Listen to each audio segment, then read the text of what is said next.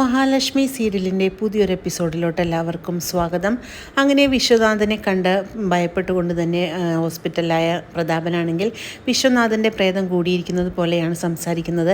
നീ എന്നോട് ക്ഷമിക്കണം വിശ്വനാഥ, എനിക്ക് നിന്നെ കൊല്ലേണ്ടി വന്നു, എനിക്ക് അത് ഓർത്തിട്ട് വളരെ സങ്കടമാണെന്നെല്ലാം പറഞ്ഞ് കരയുന്നത് കണ്ട് കരുണയും അമ്മയും ആണെങ്കിൽ ആകെ ഞെട്ടിത്തെറിച്ച് പോകുന്നുണ്ട്. ഇവൻ എന്താണ് ഈ വിളിച്ച് പറയുന്നതെന്നെല്ലാം വിചാരിച്ചുകൊണ്ട് അവരാണെങ്കിൽ ആകെ മയക്കുന്നുണ്ട്. ഇതിനെല്ലാം കാരണം ആ വാമദേവനാണെന്നും അവൻ പറഞ്ഞതനുസരിച്ചാണ് ഞാൻ നിന്നെ കൊന്നതെന്നുമെല്ലാം വിളിച്ചു പറയുകയാണ് പ്രതാപൻ. ഇത് കേട്ട് വളരെയേറെ ഭയക്കുന്നുണ്ട് മുത്തശ്ശിയും കരുണയും. പിന്നീട് വാമദേവനെ കാണാനായിട്ട് കരുണ അവിടെ എത്തുന്നു. അങ്ങനെ കരുണ കാര്യങ്ങളെല്ലാം തന്നെ വാമദേവനോടായിട്ട് ചോദിക്കുമ്പോൾ വാമദേവൻ ആദ്യം ഒന്നും സമ്മതിക്കുന്നില്ല. പിന്നെ കരുണയുടെ സംസാരത്തിൽ ഇതിൽ നിന്നും ഒരിക്കലും രക്ഷപ്പെടാൻ പറ്റില്ല എന്നറിയുന്ന വാമദേവനാണെങ്കിൽ കാര്യങ്ങളെല്ലാം ഞങ്ങൾ തന്നെയാണ് ചെയ്തതെന്ന് സമ്മതിക്കുകയാണ്. ഞാനിതാരോടും പറയില്ല, പക്ഷേ അച്ഛൻ്റെ വായിൽ നിന്നും എല്ലാവരും ഇതറിയാനാണ് ചാൻസ്. അച്ഛനാണെങ്കിൽ ഏത് നേരവും വിശ്വനാഥനെ കൊന്നത് ഞാനാണ് എന്ന് ഉരുവിട്ടുകൊണ്ട് തന്നെ ഇരിക്കുകയാണെന്നും അതുകൊണ്ട് ഇത് ഏതെങ്കിലും രീതിയിൽ ഉണ്ണിയേട്ടനും കണ്ണേട്ടനും അറിയാൻ ഇടയാകുകയാണെങ്കിൽ അമ്മാവൻ്റെ കാര്യം പോക്കാണെന്നും അമ്മാവൻ ഇനി ജയിലിലോട്ടാണ് ഇരിക്കുമെന്നെല്ലാം കരുണ പറയുന്നത് കേട്ട് ആകെ ഭയന്ന് നിൽക്കുകയാണ് വാമദേവൻ. പിന്നീട് വാമദേവനെ കണ്ടിട്ട് ഹോസ്പിറ്റലിലോട്ട് തിരിച്ചെത്തുന്ന കരുണയോടായിട്ട് മുത്തശ്ശി ചോദിക്കുന്നുണ്ട്, എന്താണ് മോളെ കാര്യങ്ങളെല്ലാം ഇവൻ പറഞ്ഞത് തന്നെയാണോ നടന്നിരിക്കുന്നതെന്ന് ചോദിക്കുമ്പോൾ അയാളാണെങ്കിൽ എല്ലാ കാര്യവും സമ്മതിച്ചു അമ്മേ, അയാൾ കൊട്ടേഷൻ കൊടുത്തതനുസരിച്ചാണ് അച്ഛൻ ഉണ്ണിയേട്ടൻ്റെ അച്ഛനെ കൊന്നത്, അതുകൊണ്ട് ഇനി നമ്മൾ കൂടുതൽ സൂക്ഷിക്കണം, ഇനി അച്ഛനെ കാണാനായിട്ട് ആരെയും അനുവദിക്കരുത്, അച്ഛനാണെങ്കിൽ ഏതു നേരവും ഇത് തന്നെയല്ലേ പറഞ്ഞുകൊണ്ട് നിൽക്കുന്നതെന്ന് പറയുമ്പോൾ ഒന്നും മിണ്ടാതിരിക്കടി എന്നെല്ലാം പറഞ്ഞുകൊണ്ട് മുത്തശ്ശിയോടും കരുണയോടും ദേഷ്യപ്പെടുന്നുണ്ട് പ്രതാപൻ. എന്നിട്ട് പറയുന്നുണ്ട്, എനിക്കാണെങ്കിൽ വിശ്വനാഥനെ കൊന്നത് ആരെയും ആലോചിച്ചിട്ട് എനിക്ക് ആകെ സങ്കടമാകുന്നു, എന്നോട് നീ ക്ഷമിക്കട വിശ്വനാഥ എന്നെല്ലാം പറഞ്ഞുകൊണ്ട് തന്നെ കിടക്കുകയാണ് പ്രതാപൻ. ഒടുവിൽ വാമദേവൻ്റെ കാര്യം മുത്തശ്ശിയാണെങ്കിൽ കരുണയോട് ചോദിക്കുന്നത് കേട്ട് പ്രതാപനാണെങ്കിൽ ആകെ കല്ല് തുള്ളുന്നുണ്ട്. പ്രതാപൻ പറയുന്നുണ്ട്, വാമദേവനോ, അവനെ എനിക്കൊന്ന് കാണണം, അവൻ്റെ മുട്ടുകാല് ഞാൻ തല്ലി ഓടിക്കുമെന്നെല്ലാം പറഞ്ഞുകൊണ്ട് പ്രതാപനാണെങ്കിൽ ആകെ ദേഷ്യപ്പെട്ടുകൊണ്ട് തന്നെ കിടക്കുകയാണ്. പ്രതാപൻ്റെ ഈ മാറ്റം കണ്ട് മുത്തശ്ശിക്കും കരുണയ്ക്കും ആണെങ്കിൽ ആകെ സങ്കടമാകുന്നുണ്ട്. അവരാണെങ്കിൽ ആകെ വിഷമത്തോടു കൂടി തന്നെയാണ് പ്രതാപനെ നോക്കുന്നത്.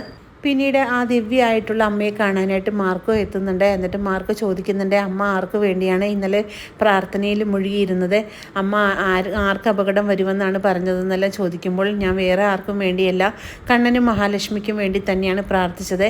അവരെ കൊല്ലാനായിട്ട് ഇന്നലെ ഒരു ആൾ പിറകെ പാഞ്ഞു വരുന്നുണ്ടായിരുന്നു ആ ലോറിയുമായിട്ട്. പക്ഷേ കണ്ണൻ്റെ അച്ഛൻ തന്നെയാണ് അവരെ രക്ഷപ്പെടുത്തിയത്. കണ്ണൻ്റെ അച്ഛനെ കണ്ടതും ആ ലോറിക്കാരനാണെങ്കിൽ ലോറി ഉപേക്ഷിച്ച് ഇറങ്ങി ഓടുകയെല്ലാം ചെയ്തു. അങ്ങനെ അയാൾക്ക് അപകടം സംഭവിച്ചിരിക്കുന്നു എന്നെല്ലാം മുത്തശ്ശി പറയുന്നത് കേട്ട് കുറേ കാര്യങ്ങളെല്ലാം തന്നെ മാർക്കൊക്കെ മനസ്സിലാകുന്നുണ്ട്. അത് പ്രതാപൻ തന്നെയാണെന്നുള്ള കാര്യത്തിൽ ഒരു സംശയവുമില്ല എന്നെല്ലാം മാർക്ക് മനസ്സിലാക്കുന്നു.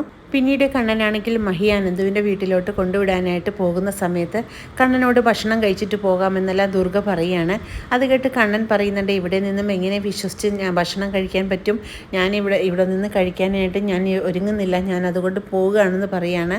ഇത് കേൾക്കുന്ന ദുർഗ പറയുന്നുണ്ട്, ഞാൻ എപ്പോഴാണ് നിനക്ക് ഭക്ഷണത്തിൽ വിഷം ചേർത്ത് തന്നിരിക്കുന്നതെന്ന് പറയുമ്പോൾ മഞ്ജു പറയുന്നുണ്ട്, ഇതുവരെ കൊടുത്തിട്ടില്ല, ഇനി കൊടുക്കാനുള്ള ചാൻസ് ഉണ്ടെന്നെല്ലാം പറഞ്ഞുകൊണ്ട് മഞ്ജു അങ്ങോട്ട് വരുന്നത് കണ്ട് ദുർഗയും ഉണ്ണിയും ആണെങ്കിൽ ആകെ ദേഷ്യപ്പെടുന്നുണ്ട്.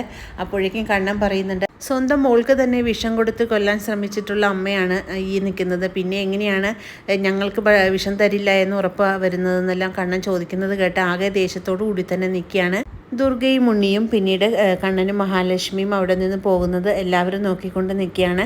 അപ്പോഴേക്കും അവർ പോയതിന് ശേഷം ഉണ്ണി പറയുന്നുണ്ട്, എൻ്റെ നിയന്ത്രണം വിട്ടു നിൽക്കുകയാണ്, ഇനിയൊരവസരം കിട്ടാൻ കാത്തിരിക്കുകയാണ്, ഈ പറഞ്ഞവരെയെല്ലാം ഞാനൊരു പരുവത്തിലാക്കും, അതിനുള്ളൊരവസരം എനിക്ക് എത്രയും പെട്ടെന്ന് തന്നെ വരുമെന്നെല്ലാം പറയുന്നുണ്ട്. പിന്നെ എനിക്കൊരു മണ്ടനായൊരു അമ്മായിയപ്പനുണ്ട്, അയാളെ കൊണ്ട് ഒരു കാര്യവും നടക്കില്ല, അയാൾ എന്തോല്ലാം മലമറിക്കുമെന്ന് പറഞ്ഞുകൊണ്ട് പോയിട്ട് എന്താണ് അയാൾ ചെയ്തു വെച്ചതെന്ന് എനിക്കൊന്ന് അയാൾ കണ്ട് തന്നെ ചോദിക്കണം, ഇപ്പോൾ അയാൾ ഹോസ്പിറ്റലിൽ കിടക്കുകയാണ്, അതുകൊണ്ട് ഞാൻ അയാളെ ഒന്ന് കണ്ടിട്ട് വരാമെന്ന് പറഞ്ഞുകൊണ്ട് ഉണ്ണിയാണെങ്കിൽ ഹോസ്പിറ്റലിലോട്ട് പോകാൻ ഒരുങ്ങുകയാണ്. ഹോസ്പിറ്റലിലോട്ട് പോകുന്ന ഉണ്ണിയുടെ മുന്നിൽ വന്ന് മാർക്കോ അങ്ങനെ ചാടുകയാണ്. അങ്ങനെ മാർക്കോനെ കാണുന്നത് ഉണ്ണിയാണെങ്കിൽ ആകെ ഭയന്ന് വിറയ്ക്കുന്നു. കാരണം എന്തൊക്കെ പറഞ്ഞാലും മാർക്കോയുടെ മുന്നിൽ നിൽക്കാനുള്ള ധൈര്യമൊന്നും ഉണ്ണിക്കില്ല. അങ്ങനെ ഉണ്ണിയാണെങ്കിൽ ആകെ ഭയന്ന് വിറച്ചുകൊണ്ട് തന്നെ വണ്ടി നിർത്തുകയാണ്. വണ്ടിയിൽ നിന്നും അങ്ങനെ വലിച്ചിറക്കുന്നുണ്ട് മാർക്കോ ഉണ്ണിയെ. നിന്നെ കുറേ നാളായിട്ട് ഞാൻ നോട്ടമിട്ടിരിക്കുകയാണെന്നും അത് കണ്ണൻ സാർ പറഞ്ഞതുകൊണ്ട് മാത്രമാണ് നിന്നെ ഇതുവരെ ഞാൻ പിടിക്കാതിരുന്നത്, പക്ഷേ ഇനി പിടിക്കാതിരുന്നിട്ട് കാര്യമില്ല, നീ പിന്നെയും പിന്നെയും അവരുടെ പിറകെ നടന്ന് അവരെ കൊല്ലാനായിട്ട് ആളെ വിടുകയും ശ്രമിക്കുകയൊക്കെ ചെയ്യുന്നുണ്ട്, അതിനി ഒരിക്കലും നടക്കില്ല എന്നെല്ലാം പറഞ്ഞുകൊണ്ട് ഉണ്ണിക്ക് നല്ല രീതിക്ക് തന്നെ അടി കൊടുക്കുന്നുണ്ട് മാർക്കോ. അങ്ങനെ വളരെ ത്രില്ലിംഗ് ആയിട്ടുള്ള ഒരു എപ്പിസോഡുകളാണ് ഇനി വരാനിരിക്കുന്നത്. ഈ റിവ്യൂ ഇഷ്ടമാകുകയാണെങ്കിൽ ലൈക്കും ഷെയറും സബ്സ്ക്രൈബ് ചെയ്ത് സപ്പോർട്ട് ചെയ്യണേ. പുതിയൊരു എപ്പിസോഡിനായിട്ട് നമുക്ക് കാത്തിരിക്കാം.